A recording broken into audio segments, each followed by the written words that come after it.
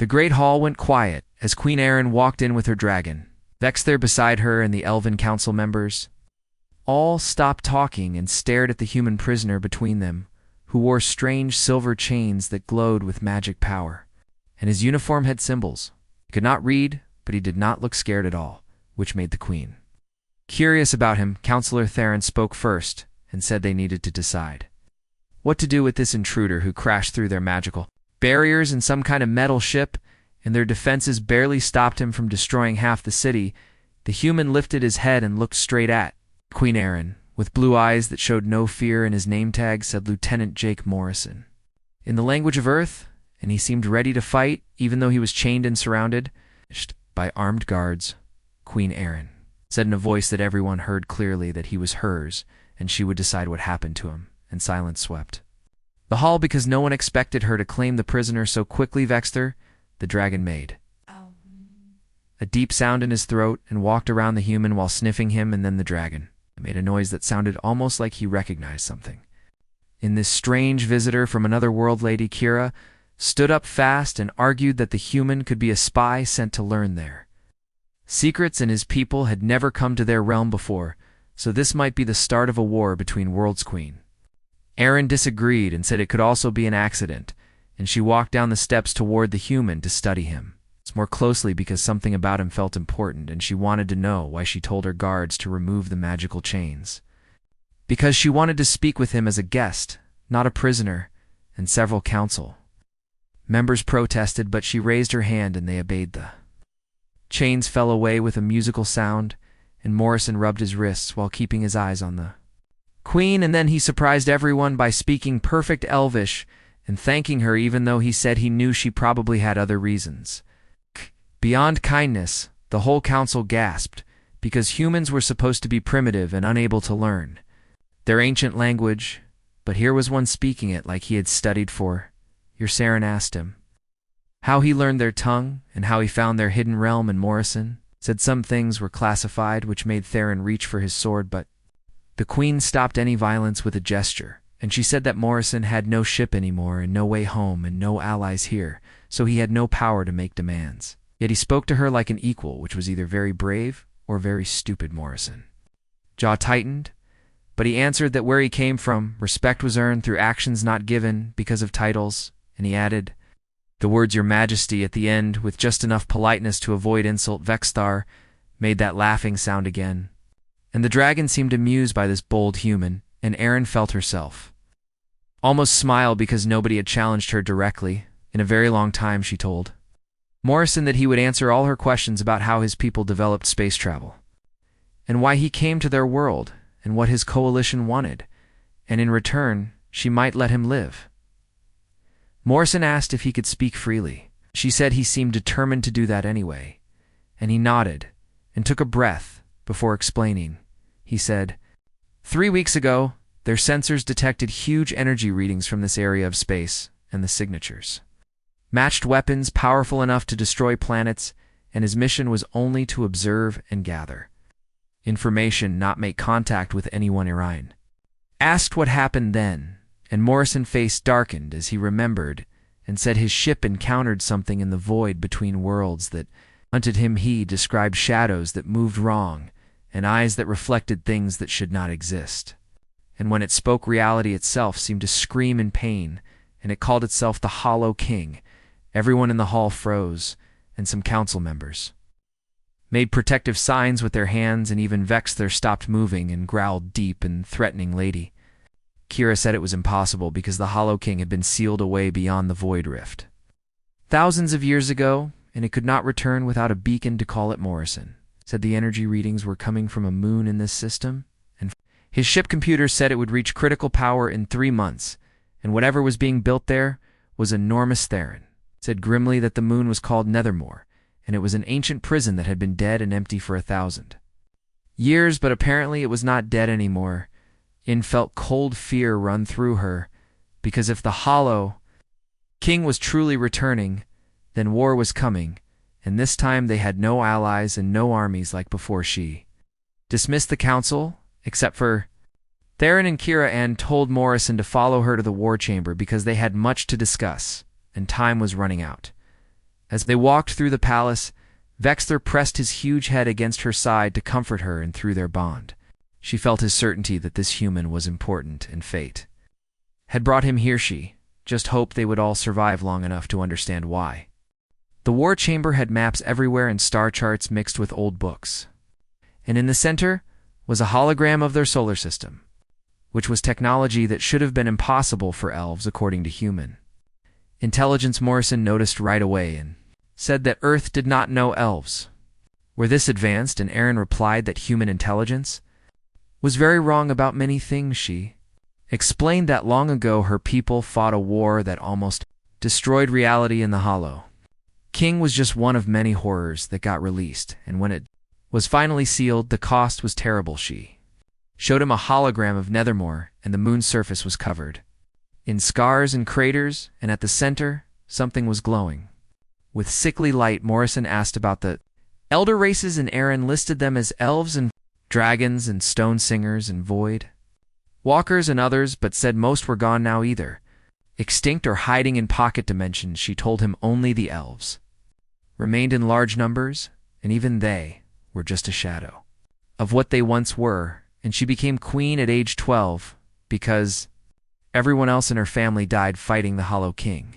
Morrison said he was sorry, and she said not to be sorry but to remember it, because when the enemy returned, they would not have the armies they had before. Counselor Theron entered with Lady Kira and another elf who had hair like starlight and eyes that seemed to see through everything, and Aaron introduced her as Lyra, their chief seer, who read possible futures. Lyra walked around Morrison slowly and said he was wrapped in contradictions, and in one future he saved them all, but in another he was the knife that doomed everyone. Morrison said that was comforting, with sarcasm in his voice, and Lyra smiled sadly and said the future was never certain, only possible. Theron reported that scouts confirmed the beacon on Nethermore was active, and the energy matched ancient records exactly, and whatever was there followed the old ritual step by step, and asked how long they had. And Lyra closed her eyes, and her lips moved without sound, and when she opened them again, they reflected starlight, and she said 73 days, maybe 74, before the rift tore open. Morrison immediately said they should destroy the beacon with a strike team and precision explosives and overload whatever powered. Akira said dismissively that humans always chose force over subtlety, and the beacon had ancient wards, and any direct attack would trigger defenses that would speed up the ritual instead of stopping it. Morrison asked what they suggested instead, and Theron said heavily that they needed the Seal Keeper artifacts which were scattered across space.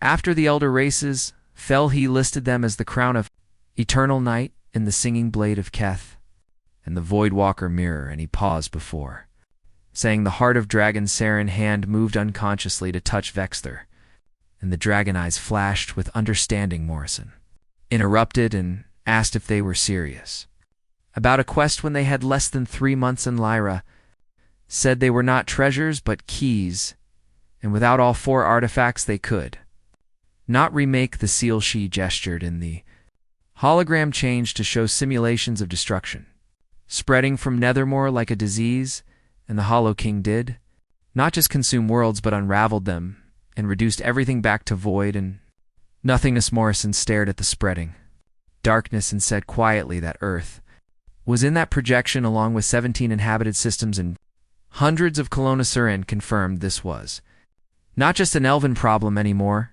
and his people had stumbled into a war older than human civilization. Morrison turned to face her and said then they needed to work together, and his ship was destroyed, but his people knew where he went, and if he missed, check in they would send a battle group. Theron hand went to his sword and asked if Morrison was threatening them, but Morrison said no, he was offering them an army. He explained his superiors would not commit forces based on legends, and they needed proof and a plan, and they needed to believe elves were allies, not enemies. Saren studied him and calculated risks, and finally nodded and told Lyra to prepare a message crystal with all their records about the Hollow King for Morrison to take to Earth. Kira looked shocked. But Aaron said they had no time for pride or secrets, and Morrison was right about it. Needing his people, she said she had conditions. And Morrison asked what they were, and Aaron said, first, she would go with him to Earth and speak to his leaders with Vexler as her protection. Second, her fastest ships would search for the artifacts. While they were gone, and Theron would lead that mission. Morrison asked about the third condition. And Aaron smiled sharp as a blade and said he would swear a binding oath to serve as her liaison and advisor and insurance that humans would honor any agreement. She said if he refused, he stayed a prisoner, but if he accepted, he became something more dangerous, which was her equal partner in preventing the end of everything. Morrison looked at Vexter, who watched with ancient knowing eyes, and then at Lyra, who smiled like she saw both futures happening at once, and then at Theron and Kira, whose expressions promised death if he betrayed their queen. Finally, he looked at Aaron and saw the weight she carried and the trust she offered, and said quietly that he accepted but needed something in return. Kira muttered that he was bold, and Aaron raised an eyebrow and told him to speak. Morrison said if he was going to help save the universe, he wanted to learn magic so he was not useless, and Aaron laughed with genuine delight. And even Vexter rumbled with amusement. She said humans could not work magic because they lacked spiritual connection, but Morrison countered that she did not. No humans could build starships either, and maybe they were full of surprises. Something changed in Aaron's expression, and she said very well, if he could prove his spirit could touch cosmic forces, she would teach him personally. She extended her hand, and Morrison took it and felt energy surge through him like lightning and starlight, an ancient song all at once, and the oath bond formed as silver threads that wound around their hands. Lyra announced it was done, and their fates were bound, and where one walked that other shadow followed. Morrison felt the bond settle in his chest like a second heartbeat, and he could sense Aaron now at the edge of his mind. Aaron said tomorrow they left for Earth and gave orders for Theron to gather artifact teams and Kira to fortify defenses, and Lyra to watch timelines. She told Morrison his magic lessons started that night and suggested he try not to die. The training yard was empty at midnight, with only moonlight and glowing vines for illumination, and Morrison stood in the center while Queen Aaron circled him like a hunter. She began by saying magic was not a weapon, but a relationship and a conversation between spirit and cosmic forces, and fire did not burn because of commands, but because you convinced it to share your purpose. Morrison said that sounded very philosophical for something meant to explode things, and Vexter made a sound like laughter. From where he rested, Aaron stopped in front of Morrison, close enough that he could see silver patterns flowing through her green eyes, which marked her royal blood, and she asked if he developed a feel for his ship after flying long enough. Morrison admitted yes. After enough hours it became instinct, and she said magic was the same, except instead of a ship he learned to navigate reality itself. She raised her hand, and a small flame appeared, dancing without burning her skin, and she said this was will fire that existed because she willed it, and it only burned what she chose them. Flame jumped to Morrison's shoulder, and he flinched but felt no pain, just gentle warmth like sunshine, and Aaron explained fire was transformation, not destruction. She moved behind him and put her hands on his shoulders and told him to close his eyes and breathe and find stillness. Because human minds were too loud and chaotic, Morrison tried, but his thoughts raced about the countdown and the mission and the bond. And everything else. Harin said too much noise and told him to let it go and feel only this moment, and this breath and her presence through the bond helped calm him. Like an anchor, gradually Morrison thoughts settled, and in that quiet, he felt something vibrating at the edge of hearing, like the universe humming a song. Aaron said with satisfaction that he felt it, and that was cosmic resonance with every atom singing, and she guided his hands into position and told him to ask fire to come. Morrison focused on warmth in his palms and imagined flame, but nothing happened. Benadarin said he was trying to force it and called Vexter over, and the dragon lowered his head until one huge eye was level with Morrison's face. She told Morrison to touch the dragon. Scales, and he did, and they were hot, but beneath he felt something more like vast burning presence that was power contained, but not. Constrainery explained dragons were fire-made flesh, and they did not create flame, but were flame-choosing physical. Foreman told Morrison to feel what Vexler felt.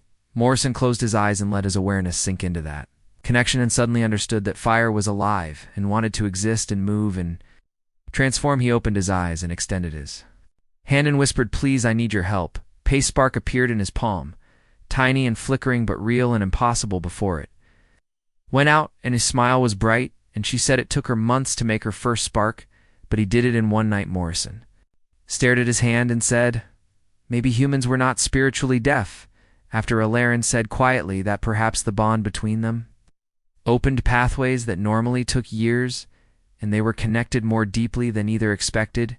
She used his first name, which felt significant, and Morrison asked if that was a problem. Aaron turned away and said she did not know yet, and then told him to follow her. She led him deep into the palace downstairs, carved from living stone that pulsed with light, and they entered a memorial chamber with thousands of names on crystal walls. At the center stood a statue of a female elf in armor with sword raised, and Aaron said quietly it was her grandmother, Queen Celestine, who led the final assault. She explained. Her grandmother sacrificed herself to power the sealing ritual, along with half the royal family and most of their militaria.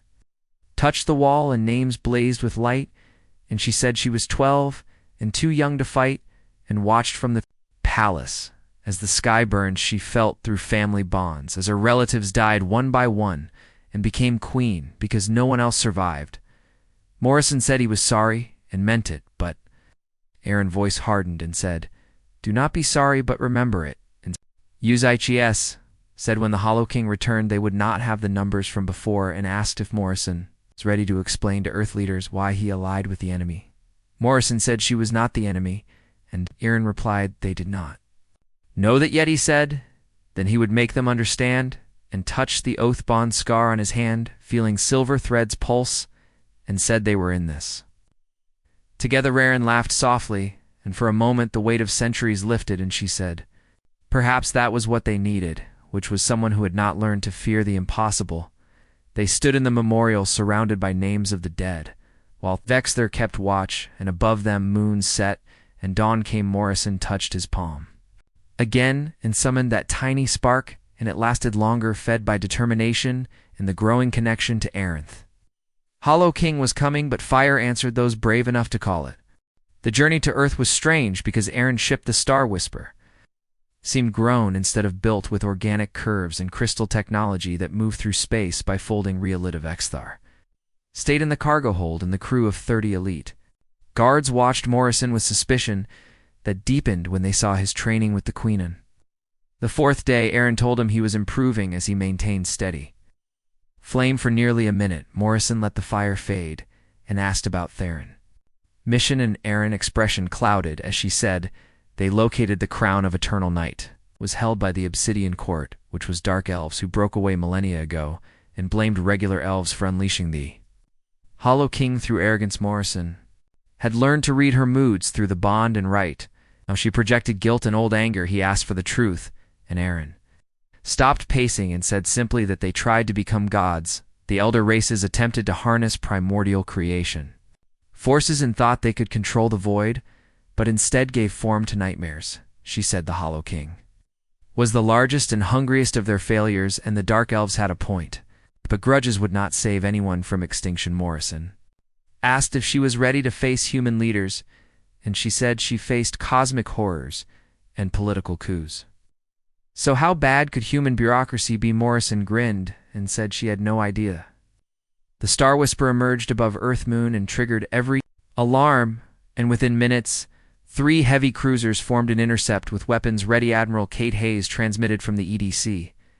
Valiant saying unknown vessel power down and prepare to be boarded. Morrison activated communication and identified himself with his authorization code and said he was aboard an allied vessel with critical intelligence. After a long pause, Hayes said Morrison had been missing for 17 days and calling an alien Warship allied required explanatory stepped into view and introduced herself as Queen of Eloria, and said she came with warning of a threat to both peoples and requested formal parley. Hayes said she was skeptical about unknown aliens arriving speaking perfect English and invoking diplomatic protocol. Sarin said calmly they had been watching humanity and chose not to reveal themselves until necessary, and transmitted comprehensive data about the Hollow King. Morrison watched Hayes' face as she reviewed the information and saw skepticism shift to horrified belief. Hayes ordered weapons down and granted docking clearance at Luna Base Gamma, but wanted Morrison debriefed immediately. Debriefing lasted 6 hours, with Morrison explaining everything from the crash to the oath bond to magic training. They were skeptical until he demonstrated calling fire to his palm and holding it while instruments went crazy measuring impossible readings. Dr. Lisa Grant said Morrison underwent fundamental transformation with neural patterns never seen in humans. Morrison replied he could do things that would help them survive, and that was what mattered. Hayes asked about the oath bond, and Morrison said he trusted Aaron with his life, and Earth should trust her too. Hayes wanted to know why, based on knowing her less than 3 weeks. Morrison said because he stood in a memorial to thousands who died fighting this same enemy, and Aaron chose to come here risking hostility because they needed each other. He said their sensors confirmed something was happening on Nethermore and they could not fight alone. Hayes was silent, then sighed and said the Coalition Council would convene in 3 hours. Council chamber was carved into lunar rock, representing 27 nations and 17 colonies, and Aaron stood at center with Vexther behind. Hertharoom erupted with questions and accusations, but Aaron waited calmly until Counselor Richard Park banged his gavel for order. Aaron said she would not waste time and explained the beacon on Nethermore was activating to release the Hollow King, which unmade reality itself. She showed a holographic display of the entity, and several counselors gasped or looked sick. Counselor Maria Santos demanded to know why they should believe this was not a hoax or manipulation. Before Aaron answered, Vexther moved, and his presence filled the chamber, and when he spoke, his voice resonated in everyone's minds. Though Dragon said he was ancient when humans learned fire and remembered the first war, and watched stars die as the Hollow King. Fedier said if they did not fight together, their children would curse them as the void consumed everything. Absolute silence followed. Morrison added they were not asking humans to fight an elven battle, but to help fight their own before it arrived, and in return, Aaron offered technology exchange and permanent alliance. Bark said alliances required trust, and asked why elves hid so longer in met his gaze and said the last time elder races revealed themselves to younger species, they uplifted them too fast, and those people destroyed themselves within a generation. Show said they waited until humanity proved ready, and Morrison arrival and courage convinced her that time had come. The council recessed to deliberate, and 53 minutes later reconvened. Park announced 23-4. They accepted the alliance, and Earth would commit forces, but had one condition. Aaron asked what it was, and Park said Morrison stayed as liaison, but they also assigned an Earth ambassador to her court. He said Admiral Kate Hayes would command joint forces and represent Earth. Interestrin smiled and said acceptable, and shook Park hand, sealing the alliance. As they left, Morrison felt the weight of what happened because humanity just joined a cosmic war. Murmured they had 70 days left, and Theron reported the Obsidian Court would negotiate, and the Singing Blade location was confirmed. She said the Voidwalker mirror was problematic because it was held in the drift where reality flowed like water. Morrison asked about the Heart of Dragons, and Vexter eyes gleamed, and said that required a journey to the Dragon Forge where his kind were born and died. Morrison said dryly it sounded fun, and Aaron laughed. They returned to the Star Whisper, preparing to go back to Eloria, and Morrison looked at Earth, now allied with elves he barely knew existed a month ago. The bond he felt Aaron determination and sensed crew acceptance, and across stars, Theron negotiated for artifacts. They had 70 days and would make them count. The combined fleet above Eloria was unprecedented, with 15 elven void ships and 20 human cruisers working together in ways that surprised both species. Admiral Hayes commanded from the Valiant, while Aaron coordinated from the Star Whisper. With Morrison bridging between them, Hayes asked for final status, and Aaron reported. Theron secured the crown of Eternal Night, though the Obsidian Court demanded steep price. The Singing Blade was retrieved from Keth, but recovery team lost 3 members and Lyra specialists got the Voidwalker mirror from the drift. She paused and said time moved differently there because the team was gone 3 weeks, but experienced 3 years. Hayes said that needed counseling and asked what was left. Morrison said the Heart of Dragons and Vexthur would lead them to the Dragon Forge hidden behind spatial anomalies only dragons could navigate. Lyra voice joined, saying they had 58 days left, but timeline was accelerating, and her latest reading showed 52 days. Everyone knew they lost weeks to time compression. Aaron decided they moved now and told Hayes to take the main fleet and fortify Nethermore orbit with every defense possible. Hayes asked about Aaron and the Queen. Said she took a small strike team to the Dragon Forge with Morrison and Vexthur and 6 elite guards. She explained the heart would only reveal itself to dragon blood, so Vexthur must go, and where he went she went. Morrison said he was going to.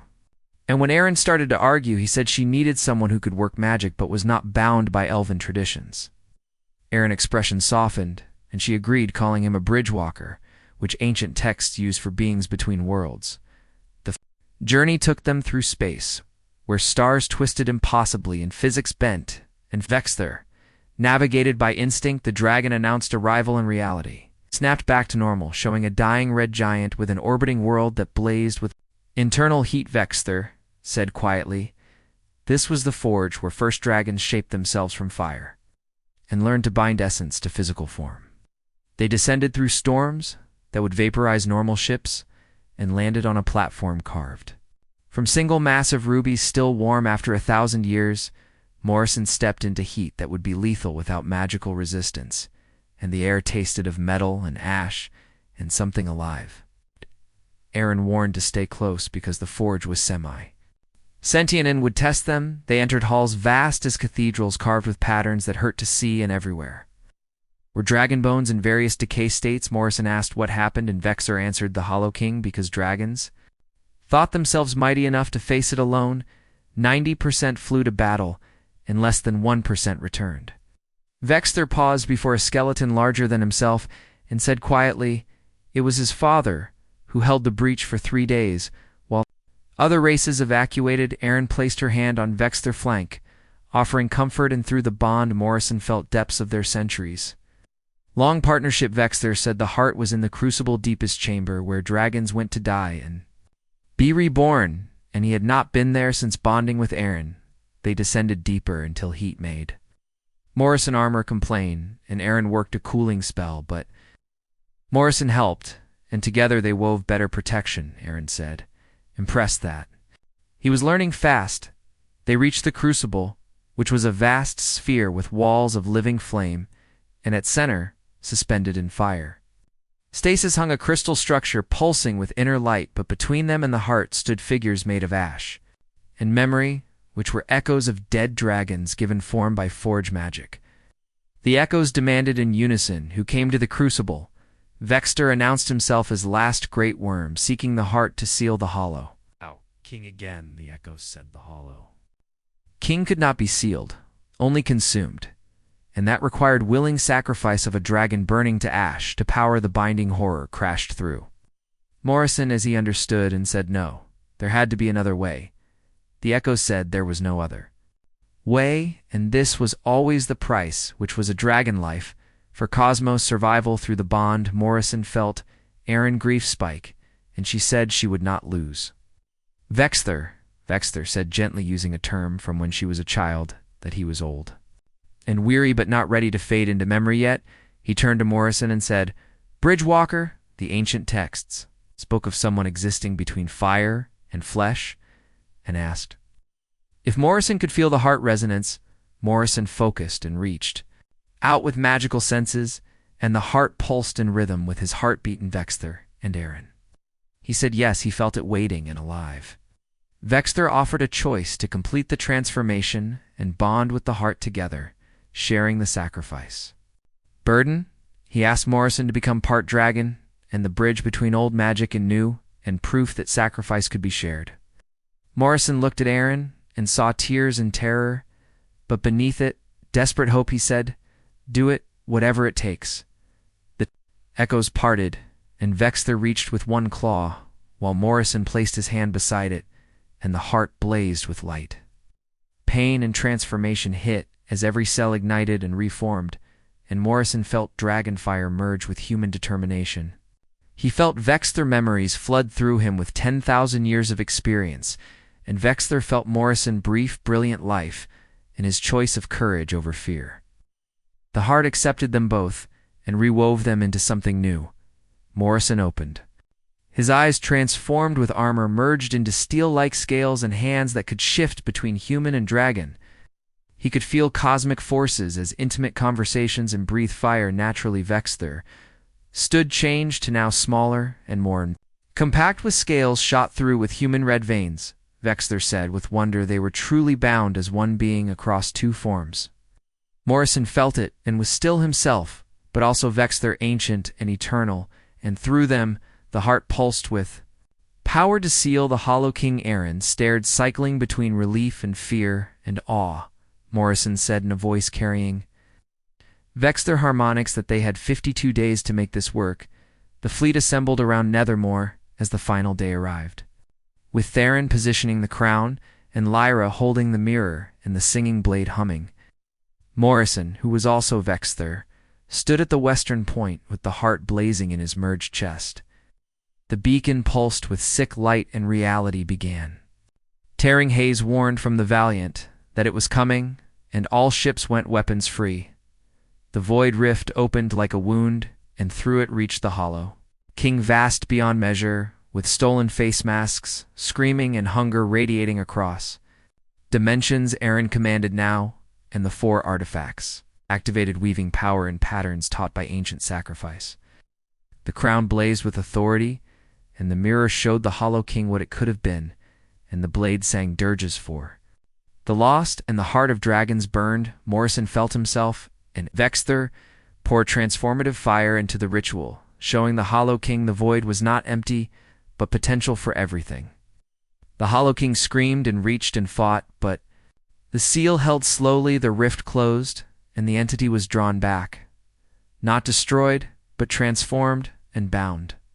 By promise of eventual redemption, Morrison felt strain burning through every fiber, while Aaron channeled power through their bond, anchoring him. Then, with a sound like reality sighing, the rift sealed and the Hollow King was contained, and the beacon went dark. Silence swept the fleet, then cheers erupted as human and elven voices joined in victory.